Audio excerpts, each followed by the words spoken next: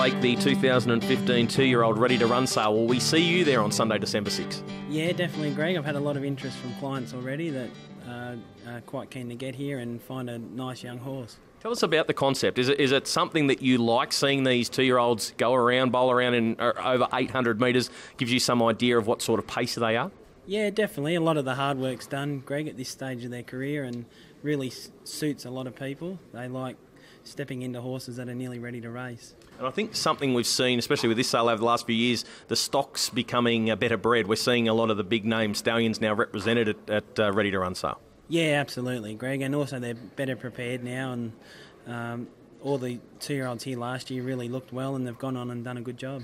So, you said you got a few owners interested. Will you be here early having a look at them before they go out and trial? Yeah, definitely. We look at them all work and after they work, and have a close look at horses that owners are interested in. So, it's always a good day. And with the amount of money that's on offer for babies now, for the 2-year-olds and 3-year-olds, it's very important that the stable always has some nice babies in there. Yeah, definitely. It's always the future, Greg, the young horses coming through. So it's a measure of how strong a stable is, really. We look forward to seeing you here on Sunday, December 6th. Yeah, we'll be here. Thanks, Greg. Jared, the Ready2Run concept, obviously something you like. You've got a couple of horses in the sale this year. Yeah, we got 2 in after last year. Ricky had a good team of horses in it. So, we purchased a couple this year, especially for this sale, yeah. So, do you enjoy this side of the industry because it gives you a chance to work with the babies, but then knowing that you're going to be selling them once you've taught them a lot? Yeah, well, it's something different for me. Like Ricky sort of does the babies mainly, and I've done sort of the race horses all along. But I got enjoyment out of it last year watching Ricky have so much success. So thought I'd grab a couple myself and try it out. Well, let's have a chat about a couple, or your two. You got a Courage Under Fire there out of Sky Rainbow. Yeah, no, he's a nice little fella. He's growing all the time. You can't fault him really. He's a racy sort of little fella, and haven't done a lot with him, but I think he's going to go on. I haven't nailed him down or anything like that. That's the last thing I want to do. But I really like him. And he's got plenty of growing to do. So, and there's a lot of depth in that family, out of a fake left mare that won 113,000 out of Hikalong, that Hikalong family is a great family. So there's a lot of depth to that family. When you bring him to the sale on the day, what's your plans when you trial them? As long as they do what they got to on the bit, I think people look at the catalogue, and if they like the look of him on the catalogue, they like the look of him before he goes out, as long as he does everything right, he's a nice gated horse, and if he can dash up a quarter, I think people will like him, I don't think there's any need to go that quick that they're stopping halfway down the straight or anything like that, but I think if they can run a good quarter and do it strong, I think the main thing is there's got to be depth on the page, and both my horses have got a fair bit of depth on the page. Well, the other one's by Art Major. He's a colt. What's he like? He's a cracking type. There's not much of him. He's only a little fella, but beautiful looking horse. Typical sort of Art Major looking fella. Just magnificent looking little horse. As I said, he's not real big, but he's got a lot of presence about him. Now, you're preparing to. Will you turn up on the day and have a look to see if you buy one or two?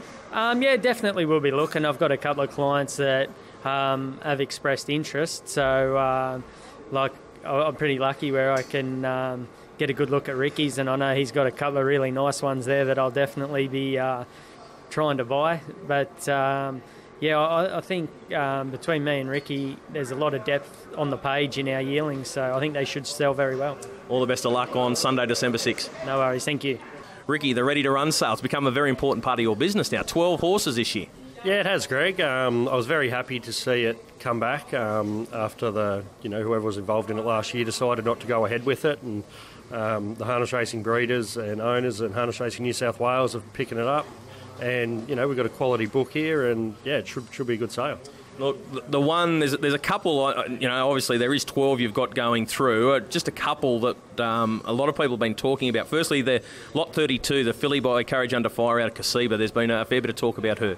Yeah, there has. I put some photos up and a few short videos of most of the horses, and there actually more are to come up this week on the webpage, and she really stands out. She's got a lot of class. She does everything right, and she's a really, really nice filly. And also, there's a lot being spoken about Some Beach Somewhere, obviously fantastic sire, and you've got a Some Beach Somewhere going through the sale. Yeah, he's a gelding. He's a really nice type of a horse. Like, as you know, some of the Some Beaches can get a little hot.